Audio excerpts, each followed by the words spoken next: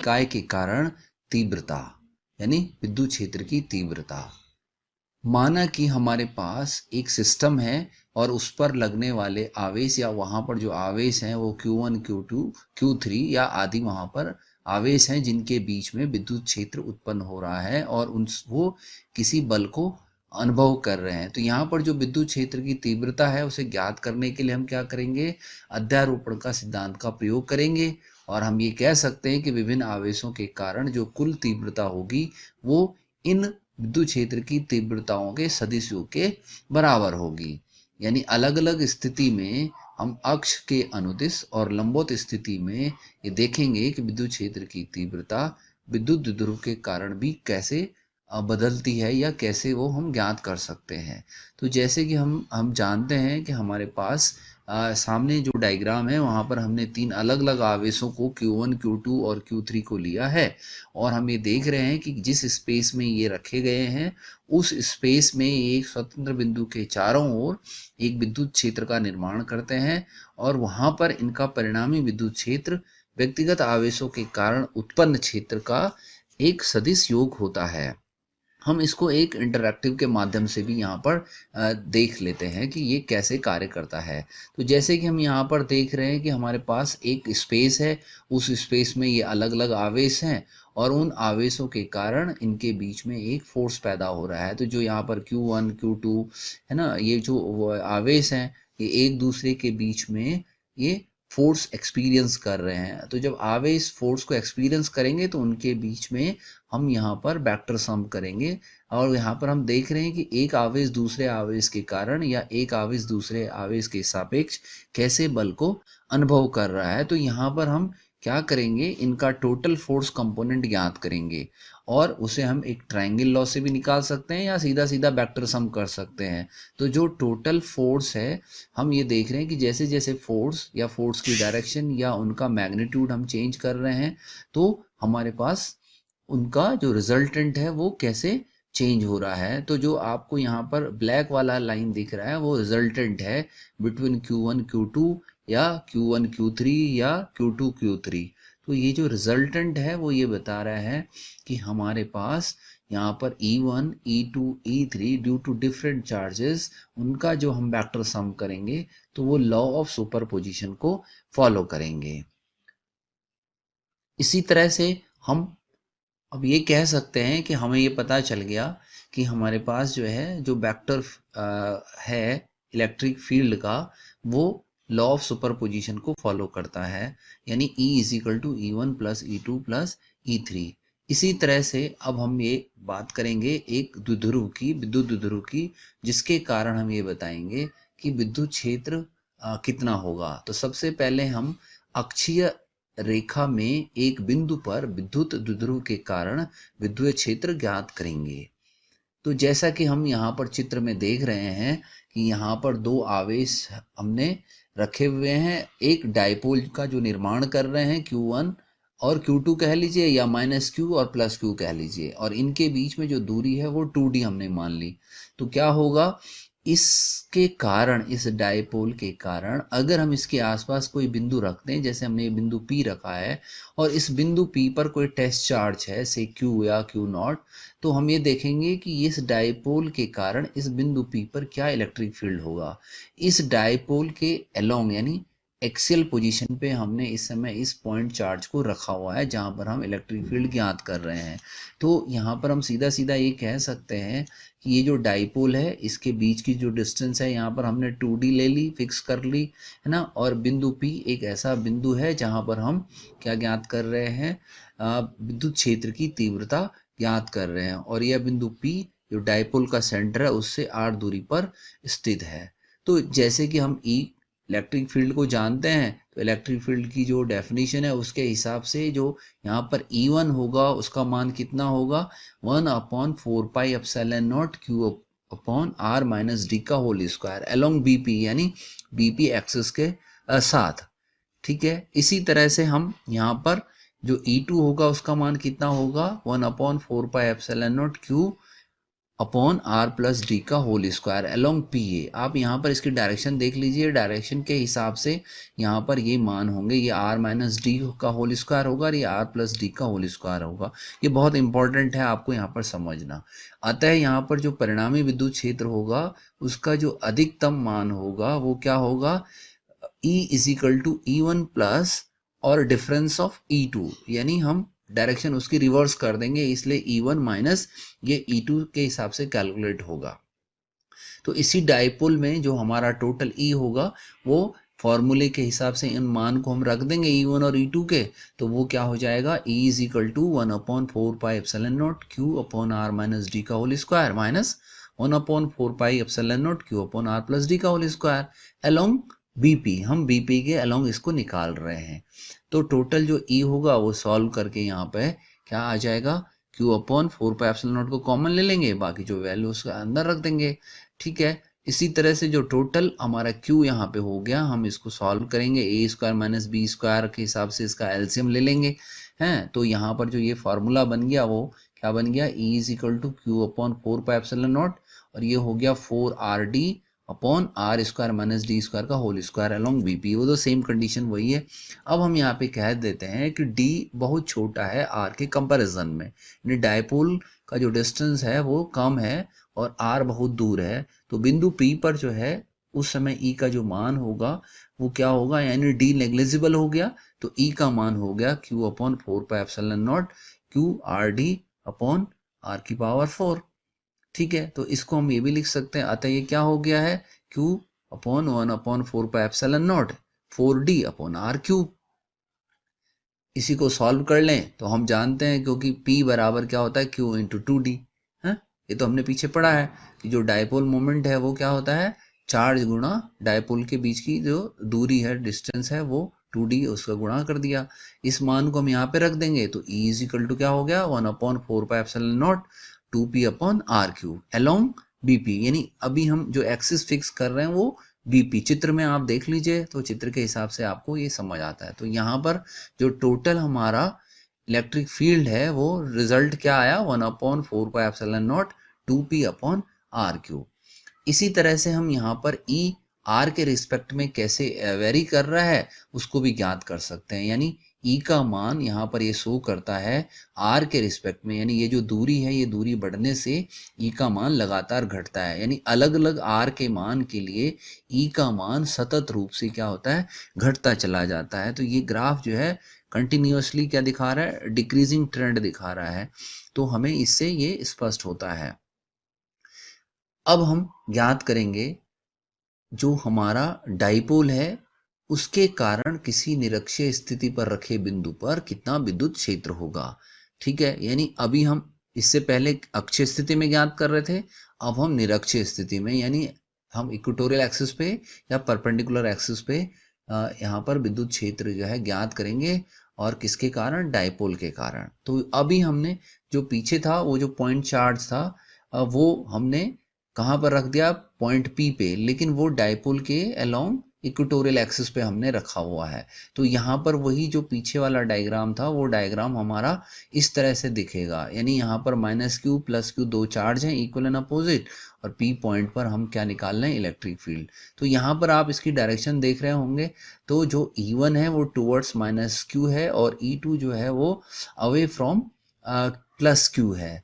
तो यहाँ पर भी हम सरलता से ये कह सकते हैं कि अगर हमें लंबवत एक्सिस पर परिणामी विद्युत क्षेत्र का मान ज्ञात करना है तो वो चित्रानुसार क्या होगा, E1 और E2 का सदिश योग के बराबर होगा।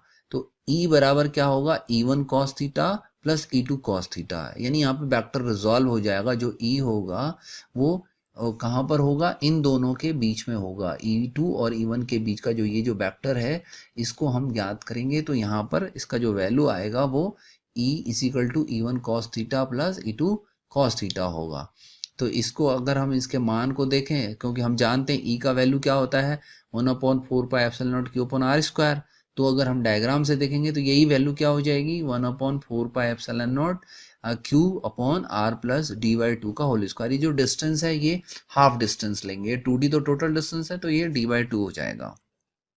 तो इन वैल्यू को यूज़ करते हुए हमारे पास टोटल ई जो है वो कितना हो जाएगा, E1 की वैल्यू रख दीजिए, E2 की वैल्यू रख दीजिए, कॉस थीटा दोनों में कॉमन है तो यहाँ पर ये सीधा सीधा क्या हो जाएगा, ये डबल हो जाएगा। और कॉस थीटा को हम कैलकुलेट कर लेंगे फिगर से। तो ये जो डायग्राम है यहाँ से हम कॉस थीटा के वैल्यू निकाल देंगे, तो वो वैल्यू क्या हो जाएगी, cos theta is equal to D/2 under root r square plus D/2 का होल स्क्वायर। हम इस वैल्यू को यहाँ पर पुट कर देंगे फॉर्मूले में, तो इस जगह पे पुट कर देंगे कॉस थीटा का, तो ये आपका एक्सप्रेशन हो जाएगा। इसी एक्सप्रेशन को हम अगर आगे बढ़ाएं, क्योंकि हमें फिर से पता है कि यहाँ पर जो है 2q और जो d है वो फिर से यहाँ पर क्या बनाएगा, डायपोल बनाएगा। तो उस डायपोल के हिसाब से हम यहाँ पर फिर इसको सॉल्व कर देंगे, तो ये वैल्यू क्या बन जाएगी हमारे पास, वही कंडीशन फिर से है कि यहाँ पे r बहुत बड़ा है d से, है ना, तो यानी d छोटा है r से, तो D/2 जो है वो हम नेग्लेक्ट कर सकते हैं क्योंकि बहुत छोटी वैल्यू है। तो यहाँ पर भी फॉर्मूला क्या बन जाएगा, E is equal to 1/4πε0 P/r³। तो ये हमारे पास क्या हो गया, डायपोल मोमेंट हो गया अलोंग द इक्वेटोरियल एक्सिस। अब हम आगे बढ़ते हैं, इसी में हम आगे बढ़ेंगे किसी डायपोल की पोटेंशियल एनर्जी कितनी होती है, यानी हम ये करेंगे यहाँ पर पता लगाएंगे कि किसी यूनिफॉर्म इलेक्ट्रिक फील्ड के अलोंग अगर हम किसी डायपोल को रख देंगे तो उस डायपोल की जो ऊर्जा होगी वो कितनी होगी, ये स्थितिज ऊर्जा हम यहाँ पे ज्ञात कर रहे हैं। तो बहुत सिंपल सी बात है कि हमें पता है कि एक यूनिफॉर्म इलेक्ट्रिक फील्ड में हमने डायपोल रखा है, तो वो अपनी विराम स्थिति को यहाँ पर बदलते समय कुछ कार्य करेगा, किसी एंगल पे घूमेगा तो यहाँ पर एक क्या पैदा होगा, बल युग्म बनेगा, जो आप देख रहे होंगे, एक प्लस क्यू आवेश के कारण बनेगा, एक माइनस क्यू आवेश के कारण बनेगा। तो ये जो आघूर्ण होगा वो इक्वल एंड अपोजिट डायरेक्शन में होगा और थीटा एंगल पे ये डायपोल घूमने की कोशिश करेगा। तो यहाँ पर जो हमारा टॉर्क होगा, बल आघूर्ण होगा, वो किसके बराबर होगा, हमें पता है फोर्स इंटू परपेंडिकुलर डिस्टेंस होता है। तो ये क्या हो जाएगा, परपेंडिकुलर डिस्टेंस हमारे जैसे हमने पीछे भी किया है, ये हो गया PE sin थीटा। अब यहाँ पर थीटा का मान अगर हम बदलेंगे तो आघूर्ण का मान भी बदलेगा, यानी जो डाइपोल है अगर वो थोड़ा भी उसके एंगुलर डिस्प्लेसमेंट उसमें होता है तो उस समय वहाँ पर जो बल आघूर्ण है और कोणीय विस्थापन है उसका जो गुणनफल है वो कार्य के बराबर होगा। यानी हमारा डी थीटा का गुणा अगर हम कर दें किसके साथ, अपना आघूर्ण के साथ, तो वो जो गुणनफल होगा वो हमारा क्या बनेगा, यहाँ पर वर्क डन। और वही वर्क डन जो है हमारा किसके रूप में होगा, एनर्जी के रूप में, यानी द्विध्रुव को घुमाने में किया गया कार्य ही यहाँ पर ऊर्जा का काम करेगा। तो DW इजिकल टू क्या हो गया, बलागुण गुणा कोणीय विस्थापन, है ना। तो DW is equal to PE sin theta d theta. अब हम यहाँ पर कह सकते हैं कि अगर हम इसका टोटल वर्क डन निकाल दें तो इंटीग्रेट कर देंगे, W is equal to integration of PE sin theta d theta. अब थीटा का जो मान है वो वेरी करेगा, हमारा एक मिनिमम से मैक्सिमम ये कितना जा सकता है। तो हमने यहाँ पर जस्ट इमेजिन कर लिया कि मान लीजिए थीटा 0 से थीटा तक ये डायपोल को घुमाता है मैक्सिमम, तो यही मान जब इंटीग्रेशन करेंगे तो साइन थीटा का माइनस कॉस थीटा हो जाएगा, तो ये वैल्यू क्या हो जाएगी, माइनस PE कॉस थीटा। और कॉस थीटा, थीटा 0 से थीटा तक वेरी कर रहा है, तो cos theta minus cos theta 0, ये हम लिमिट रख देंगे। अब यहाँ पर हम कंडीशन पुट कर सकते हैं कि यदि हमारा थीटा 0 है, मिनिमम है, तो उस समय हमारा जो W होगा, हम इस 0 को यहाँ रख देंगे तो cos 0 1 होता है, तो W इजिकल टू क्या हो जाएगा, PE into 1 minus cos theta. तो इसी तरह से हम और विशेष परिस्थितियों में देख सकते हैं कि थीटा अगर 90 डिग्री है तो उस समय जो आपका वर्क डन होगा वो PE के बराबर हो जाएगा, और यदि थीटा 180 डिग्री होगा तो जो वर्क डन होगा वो 2PE होगा। तो यहाँ पर हमने ये इसकी जो वर्क डन है वही हमारे पास इसकी पोटेंशियल एनर्जी है। अब हम आगे ज्ञात करते हैं कि एक समान वैद्युत क्षेत्र में कोई आवेश को अगर वहां पर त्वरित किया जाए, गतिमान किया जाए, तो उसका जो गमन पथ है वो हम कैसे ज्ञात करेंगे। यानी हम यहाँ पर क्या बताना चाह रहे हैं, trajectory of moving charge carrier when it passes through electric field. जब ये किसी विद्युत क्षेत्र से होकर गुजरता है तो हमें ये बताना है कि उस समय उसका जो पथ है, वो रास्ता है, वो किस तरह का होगा, यानी हम वो रास्ता यहाँ पर डिटरमाइन करने की कोशिश करेंगे। तो ये बहुत इंपॉर्टेंट है, एग्ज़ाम में भी आता है, ये ऑब्जेक्टिव टाइप क्वेश्चन में भी आता है, और कई बार इसका डेरिवेशन भी आता है, तो हमें ये निकालना आना चाहिए। अब हम इसको यहाँ पर ध्यान से देखें कि हमारे पास ये जो सामने डायग्राम बना है, हम यहाँ पर ये दिखाने की कोशिश कर रहे हैं कि एक प्लेट पॉजिटिव प्लेट है, एक नेगेटिव प्लेट है, से पैरेलल प्लेट है दोनों। इन दोनों प्लेटों के बीच में हम एक आवेश का गमन दिखा रहे हैं कि एक इलेक्ट्रॉन मान लीजिए यहाँ से मूव कर रहा है, तो इसका जो नेचर है वो ये दिखाने की कोशिश कर रहा है कि ये पैराबोलिक पाथ लगभग फॉलो कर रहा है, यानी इलेक्ट्रॉन यहाँ से टुवर्ड्स पॉजिटिव मूव कर रहा है। ठीक है, तो ये बताने की कोशिश करता है कि जब भी किसी यूनिफॉर्म इलेक्ट्रिक फील्ड में कोई आवेश सतत रूप से गतिमान होता है या उसके अंदर वो प्रवेश करता है, तो उसका पाथ पैराबोलिक होता है। तो इसको हम मैथमेटिकली भी कैलकुलेट करेंगे और निकाल के देखेंगे कि वास्तव में ये पैराबोलिक है या नहीं है। तो अब हम यहाँ पर देखते हैं कि किसी विद्युत क्षेत्र में यदि किसी आवेशित कण को हम प्रवाहित करें या भेजें, तो वो प्रक्षेप्य गति करता है, जैसे कि हमने ग्रेविटेशनल फील्ड में भी पढ़ा है। ठीक है, तो उसी तरह से एक आवेश को अगर हम किसी इलेक्ट्रिक फील्ड में भेजेंगे, तो वहाँ भी इसका जो पथ होगा वो हमें ज्ञात करना है कि वो कैसे होगा। तो मान लीजिए कि एक इलेक्ट्रॉन है, वो एक्स एक्सिस के अनुदिश गतिमान है, ये एक्स एक्सिस है, ये वाई एक्सिस है, वहां पर इलेक्ट्रॉन किसी वेग से मूव कर रहा है, तो उसका जो मूवमेंट है वो अलोंग वाई एक्सिस यानी ऋणात्मक दिशा की ओर वो प्रवेश करेगा। ठीक है, अगर हम इस प्लेट को उल्टा करके देख लें, ये नेगेटिव एंड है, ये पॉजिटिव एंड है, तो इलेक्ट्रॉन हमेशा टुवर्ड्स पॉजिटिव मूव करेगा। तो इलेक्ट्रॉन पर एक्स अक्ष के अनुदिश यहाँ पर कोई बल नहीं लगेगा, लेकिन वाई अक्ष पर बल लगेगा। तो वो बल कितना होगा, जैसे कि हम जानते हैं F is equal to q E होता है, क्यू की जगह ई रख देंगे। अतः इस बल के कारण जो इलेक्ट्रॉन को गति देने में त्वरण उत्पन्न होगा, उसका मान क्या होगा, F is equal to m a, जहां पर हम इसको ऐसा भी लिख सकते हैं, त्वरण ज्ञात कर रहे हैं तो A इजिकल टू एफ बटे एम। एम वहां पर इलेक्ट्रॉन का द्रव्यमान है, और यहाँ पर जो a है वो हम त्वरण को ज्ञात कर रहे हैं कि a जो त्वरण है वो यहाँ पर क्या हुआ, हम फोर्स के कारण यहाँ पर वो उत्पन्न हुआ, यानी इलेक्ट्रॉन की जो गति है, जो वेलोसिटी है वो चेंज हुई, तो फोर्स के कारण हुई, जो फोर्स उसने एक्सपीरियंस किया। अब ऐसी स्थिति में अगर इलेक्ट्रॉन x दिशा में 1 सेकंड में बिना त्वरण चेंज किए हुए प्रवेश करेगा, तो उस समय उसकी जो अनुदिश जो दूरी होगी वो x इजिकल टू क्या होगी, v इंटू टी। v मतलब इनिशियल वेलोसिटी जो उसकी उस समय होगी वो ये होगी, या v is equal to x upon t, तो x is equal to v T.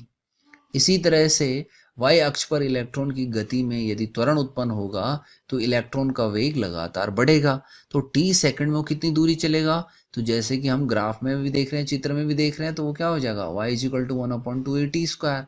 अब हम इन तीनों समीकरणों को हम जो सॉल्व हम करेंगे, यानी x का वैल्यू रख देंगे, y का वैल्यू रख देंगे, a is equal to f by m रख देंगे, तो यहाँ पर जो y का मान है वो क्या हो जाएगा, 1/2 e यानी कैपिटल ई विद्युत क्षेत्र, स्मॉल ई यानी आवेश बटे m गुणा x अपॉन v का होल स्क्वायर। ये जो इक्वेशन है, ये इक्वेशन पैराबोला की है। जैसे सिंपली पैराबोला की इक्वेशन क्या होती है, y is equal to 4x², तो 1/2 e m, ये तो कांस्टेंट है, तो ये जो चेंज होगा y is equal to x upon v का होल स्क्वायर। तो ये जो कंपोनेंट है एक्स स्क्वायर का और y का जो रिलेशन है, ये एक पैराबोलिक इक्वेशन का रिलेशन है। यानी यहाँ पर ये बताता है कि जो मूविंग इलेक्ट्रॉन है इन द इलेक्ट्रिक फील्ड, उसकी जो ट्रेजेक्ट्री है, उसका जो पाथ है वो पैराबोलिक है, परवलयाकार है। अतः किन्हीं दो प्लेटों के बीच यदि वो चार्ज प्लेट है, यानी वो विद्युत क्षेत्र है, ये एक यूनिफॉर्म मैग्नेटिक फील्ड है, तो वहां पर जब भी इलेक्ट्रॉन मूव करेगा तो उसका पाथ पैराबोलिक होगा, जो कि हमने इक्वेशन से निकाल के यहाँ पे सॉल्व कर लिया, तो हमें मिल गया। इसी तरह से हम उस इलेक्ट्रॉन की कितनी गतिज ऊर्जा होगी उसका भी मान ज्ञात कर सकते हैं। अब क्योंकि हमारे पास क्या है, एनर्जी का फॉर्मूला है, काइनेटिक एनर्जी इक्वल टू क्या होता है, 1/2 mv²। तो m का वैल्यू हम अभी ये जो इक्वेशन हमने ऊपर निकाली है उसके हिसाब से रख सकते हैं, v की वैल्यू रख सकते हैं, तो हमारे पास यहाँ पर क्या निकल जाएगा, एनर्जी का पैटर्न निकल जाएगा कि कितनी एनर्जी होगी। अब हम यहाँ पर इसी जो चार्ज पार्टिकल है, वो इलेक्ट्रॉन है, वो इलेक्ट्रिक फील्ड में जब पास किया गया तो उसने कितनी उसकी ट्रेजेक्ट्री चेंज हुई है, कितना वो पाथ बदलता है, उसको हम एक इंटरैक्टिव से समझने की कोशिश करते हैं। तो हम उसको इंटरैक्टिव से अगर देखेंगे तो हमारे पास क्या होगा, हम ये देख लेंगे कि वो कैसे मूव करते हुए दिखाई देगा। तो आप देखिए, हम यहाँ पर इसको दो प्लेटों के बीच में एक इलेक्ट्रॉन को मूव करा रहे हैं, तो इसकी ट्रेजेक्ट्री अगर आप देखेंगे तो ये कैसे हो रही है, एक पैराबोलिक पाथ में जा रही है। ठीक है, यानी ये इंटरैक्टिव ये शो करता है कि ये मूविंग इलेक्ट्रॉन कैसे इसका पाथ है। अब यहाँ पर हम क्या कर रहे हैं, डिस्टेंस चेंज कर रहे हैं प्लेटों के बीच में, तो आप देखिए इसी हिसाब से इलेक्ट्रॉन की ट्रेजेक्ट्री का भी मान बदल रहा है, उसका रास्ता बदल रहा है। इसी तरह से हम ये देख सकते हैं कि जैसे डिस्टेंस चेंज हो रही है तो ये कैसे बदल रहा है। हम चार्ज पार्टिकल का नेचर बदलेंगे या वेलोसिटी बदलेंगे, तो जैसे ही हम वेलोसिटी चेंज करेंगे वैसे हम देख रहे हैं ये दूर जा रहा है ना। हम इसको घटाते चले जाएंगे तो ये पीछे से चलेगा, है। हम पार्टिकल का मास बढ़ाएंगे तो मास बढ़ाने से भी हम वेलोसिटी देख लेंगे, ट्रेजेक्ट्री देख लेंगे, है ना। हम वोल्टेज चेंज करेंगे तो वोल्टेज से भी हम देख लेंगे कि यूनिफॉर्म मैग्नेटिक इलेक्ट्रिक फील्ड जो है कैसे चेंज होता है। तो यहाँ पर हम सिंपली ये कह सकते हैं कि किसी भी इलेक्ट्रिक फील्ड में जब इलेक्ट्रॉन मूव करता है तो चाहे डिस्टेंस हम घटाएं बढ़ाएं चाहे कुछ भी करें, हर स्थिति में ये एक तरह का पैराबोलिक डिस्टेंस जो है यहाँ पर दर्शाता है। ये एक पैराबोलिक पाथ में चलता है, यानी एक परवलयाकार पथ इसका होता है जो यहाँ पर सिद्ध होता है। तो एंड ऑफ दिस चैप्टर में, सॉरी इस यूनिट का जो पार्ट है उसमें हम अब थोड़ा सा रिव्यू कर लेते हैं कि हमने अब तक क्या क्या पढ़ा है। तो जो अभी तक हमने पढ़ा है वो ये पढ़ा है कि आवेशों के निकाय के कारण तीव्रता कितनी होती है। लॉ ऑफ सुपरपोजिशन को हमने एक्सप्लेन करा कि कैसे इलेक्ट्रिक फील्ड जो है भिन्न भिन्न पार्टिकल की वजह से उसका हम वेक्टर सम ज्ञात कर लेते हैं। इसी तरह से हमने अक्षीय स्थिति में जो है किसी डायपोल के कारण विद्युत क्षेत्र कितना होता है वो ज्ञात किया। निरक्षीय स्थिति में यानी इक्वेटोरियल पोजीशन में डायपोल मोमेंट कितना होता है, यानी उसके कारण हम ई का मान फिर से निकालेंगे, तो वो हमने निकाल के देख लिया। इसी तरह से पोटेंशियल एनर्जी डायपोल की कितनी होती है जब वो इलेक्ट्रिक फील्ड में रखा होता है, विद्युत क्षेत्र में रखा होता है, वो हमने ज्ञात कर लिया। और आखिर में हमने अभी जो ज्ञात किया वो क्या ज्ञात किया कि एक समान विद्युत क्षेत्र में आवेशित कण का गमन पथ क्या होता है, जो कि हमने सिद्ध किया कि वो पैराबोलिक पाथ में मूव करता है, यानी उसकी जो ट्रेजेक्ट्री है वो कैसी है, पैराबोलिक। तो इस तरह से हमने जो है इस बात को समझा। अब हम अगले जो सेशन है उस नेक्स्ट सेशन में हम इलेक्ट्रिक पोटेंशियल यानी विद्युत विभव पर बातचीत करेंगे।